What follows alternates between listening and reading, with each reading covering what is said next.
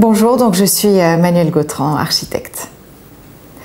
Par rapport à mes sources d'inspiration, je dois avouer que je suis inspirée par beaucoup de choses. D'abord, je voyage énormément. Donc les voyages sont une grande source d'inspiration parce que je voyage un peu partout et j'aime bien découvrir des nouveaux pays, des nouveaux paysages, des nouvelles cultures, des nouveaux climats. Je suis une passionnée des villes, donc j'ai voyagé dans beaucoup de villes du monde et chacune d'entre elles m'a toujours intéressée parce que c'est des univers qui sont très différents, qui sont des concentrés de culture, de personnes, de géographie. Voilà, donc je suis vraiment une passionnée des villes. Donc mes sources d'inspiration, la liste serait longue.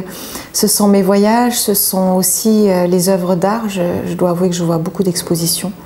Évidemment, je suis inspirée par l'art contemporain. Je pense qu'il y a beaucoup de liens entre l'architecture, l'art contemporain, le design. Il y a des artistes contemporains qui m'inspirent énormément. Et puis, même si je ne suis pas une habituée des grands paysages naturels, je dois avouer que la nature aussi, forcément, est une source d'inspiration pour les architectes. Parce que la nature, souvent, a été façonnée par l'homme, d'ailleurs. Il y a très peu d'endroits au monde où la nature est restée primitive. Donc les paysages sont aussi une source d'inspiration. Et d'ailleurs, il y a des architectures qui peuvent m'inspirer, qui ne sont pas forcément de confrères, on va dire, actuels, mais je peux être inspirée par des architectures très anciennes, comme celle par exemple d'ailleurs tout simplement de Antonio Gaudí. Je peux être aussi inspirée par des œuvres d'ingénieurs. Il y a aussi beaucoup de liens entre l'art de l'architecte et celui de l'ingénieur. Et les ingénieurs peuvent faire des œuvres absolument extraordinaires. Par exemple, il m'est arrivé de voyager, de voir des barrages absolument gigantesques ancrés dans le paysage. Et ça, c'est des œuvres de l'homme qui ne laissent pas intactes, qui ne laissent pas indemnes, qui sont excessivement belles, parce qu'il y a un côté très fonctionnel aussi dans l'art de l'ingénieur qui m'impressionne. Voilà. Mes inspirations, c'est aussi les gens. Et je pense que l'architecte doit rester quand même très humaniste et donc conserver beaucoup d'inspiration justement dans les différentes cultures, dans les personnalités des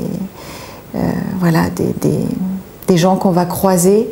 Je pense aussi que ça fabrique notre créativité. Et le côté, il faut être à l'écoute. Je pense qu'on a un côté très humaniste qu'il faut qu'on cultive en tant qu'architecte. Alors pour moi, le beau déjà, il est essentiel en architecture.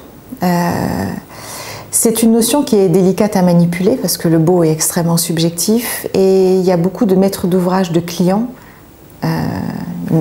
ceux qui nous donnent finalement nos commandes, ce sont quand même souvent des personnes qui n'aiment pas trop parler de beau parce que c'est subjectif, parce que ce ne sont pour la plupart pas des artistes. Quand on travaille avec des promoteurs, des investisseurs, ils n'ont pas forcément une agilité à parler du beau.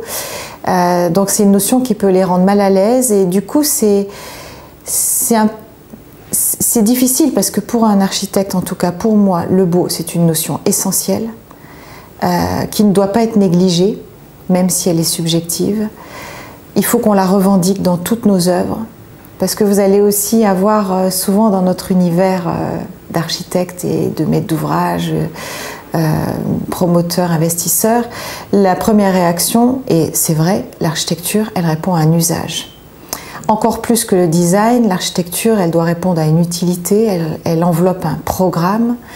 À l'intérieur de nos bâtiments, il y a des gens qui vont vivre, travailler, habiter, se restaurer, parcourir le lieu quand c'est un ouvrage d'art. Nous aussi, on en fait de temps en temps. Se relaxer, aller voir une pièce de théâtre, de cinéma, etc. Donc, on enveloppe des fonctions. Et c'est vrai qu'il y a un côté scientifique dans notre métier. Avant tout, un bâtiment, un projet architectural doit fonctionnellement être réussi. On doit répondre à une fonction et on doit le faire avec succès. Et souvent, il y a un côté réducteur. Avant tout, l'architecture doit être fonctionnaliste. Moi, je dis que non. L'architecture, elle doit à la fois métamorphoser et magnifier un fonctionnement, elle doit y répondre, mais elle doit aller au-delà, elle doit le magnifier, le métamorphoser, mais elle doit aussi apporter cette notion du beau, c'est-à-dire qu'elle ne doit pas se cacher derrière la simple enveloppe d'une fonction, elle doit aussi créer de l'émotion, participer au souvenir que va avoir la personne qui va sortir ensuite de notre bâtiment. Voilà, et cette émotion, forcément, elle passe par l'appréhension d'une architecture qui doit être belle. Et donc la beauté, c'est une notion qu'il ne faut pas sous-estimer. Je pense que l'architecture doit être aussi souvent relativement expressive. Par exemple, quand on fait un musée, il y a tout le débat qu'on doit s'effacer devant l'œuvre, c'est un fait.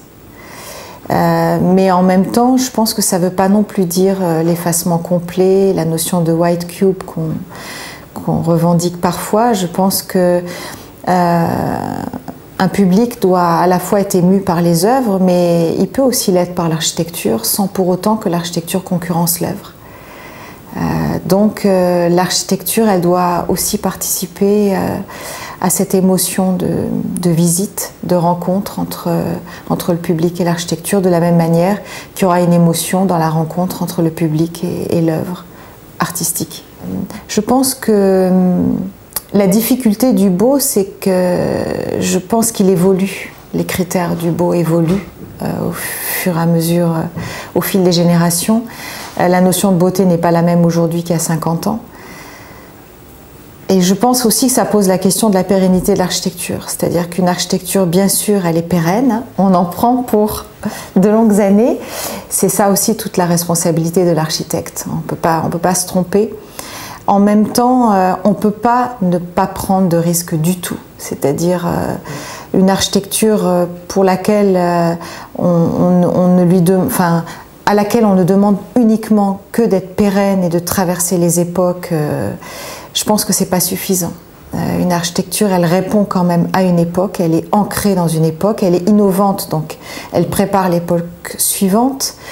Mais 50 ans après, elle va être vue avec un autre regard. Il faut assumer qu'elle ne doit pas être démodée, mais en même temps, il faut assumer qu'elle est le reflet d'une époque X qui peut être révolue, et c'est comme ça d'ailleurs qu'elle va faire partie du patrimoine. C'est-à-dire que l'architecture, elle est contemporaine à un instant T, elle doit être vraiment très innovante, mais quand même contemporaine à un instant T, et l'objectif, c'est que 50 ans après, elle fasse partie du patrimoine, avec un regard 50 ans après qui sera différent par rapport à cette notion justement de beauté. Je pense que le métier d'architecte est un métier à la fois très très dur, mais qui reste extraordinaire, parce qu'on est aux prises avec la fabrication de la ville. On sait que les villes demain, dans quelques décennies, vont abriter 70-80% des habitants de la Terre. Donc on a une énorme responsabilité. C'est à la fois un métier dur parce qu'il y a le poids de cette responsabilité. L'architecte, par rapport à un artiste, il abrite des usages, il crée le toit pour des logements. Et donc il y a une responsabilité un peu austère, enfin, qui peut nous rendre sérieux. Mais en même temps, je pense qu'il faut ne pas perdre notre fraîcheur, notre créativité. Même s'il faut loger vite et bien, il faut le faire. Je reparle du beau. Il ne faut pas baisser les bras. On est quand même là pour faire que la ville soit belle. Même quand c'est des logements d'urgence, il faut qu'on mette tout notre cœur à... Voilà, c'est pas parce qu'on crée vite et qu'on crée pas cher qu'on doit créer quelque chose de laid. Donc la beauté, elle est partout, et ça c'est un bel enjeu aussi. L'enjeu de loger notre planète, d'accompagner toutes ces fonctions, parce qu'on ne fait pas que loger des gens, on accompagne toutes les fonctions d'une ville, c'est ça qui est beau aussi. C'est nous qui construisons des bureaux, des logements, des théâtres, des cinémas, des équipements publics. Donc quelque part, l'architecte est un peu partout pour accompagner les nouveaux usages d'une ville et puis faire que la ville soit plus belle. Et pour moi, cette notion de beauté, elle reste importante quel que soit le contexte. Oui, on a un processus créatif à l'agence qui est propre à l'architecture, je pense. D'abord, je pense que je suis très investie dans la conception de tous les projets. En tout cas, je me force comme discipline de l'être, quand bien même l'agence parfois est très importante en taille et qu'on a parfois beaucoup de projets à la fois. Je pense que la naissance du projet, c'est fondamental pour moi. Et cette naissance, le processus créatif chez un architecte passe par plein de moments. On peut dire que la conception d'un bâtiment, d'un projet architectural, elle se fait en plusieurs mois, mais peut-être même des fois seulement plusieurs semaines. Donc c'est toujours des semaines très intenses. Et ce processus, il passe toujours par... on crée beaucoup de maquettes. Je participe à la création de maquettes. Il m'arrive moi-même, quand vraiment le projet est important, que je sens... Des fois, j'ai envie de faire une maquette moi-même. C'est juste ça. C'est pas parce que j'ai une grosse agence maintenant que je m'octroie pas le plaisir de temps en temps de continuer à faire des maquettes. Je pense que je serais trop malheureuse si je le faisais pas. Donc, on fait beaucoup de maquettes, on dessine beaucoup. On parle aussi beaucoup parce que je pense que le métier d'architecte, c'est un métier humaniste. On ne peut pas non plus créer complètement l'architecture isolément tout seul. Je pense que l'architecture vient aussi dans le dialogue. Je pense que c'est un métier à la fois instinctif, intuitif, mais aussi intellectuel, c'est-à-dire que le fait d'écrire ce qu'on pense et comment on a conçu le projet aide à pouvoir l'exposer, le présenter, mais ça aide aussi à tester de la justesse de nos idées et de nos concepts.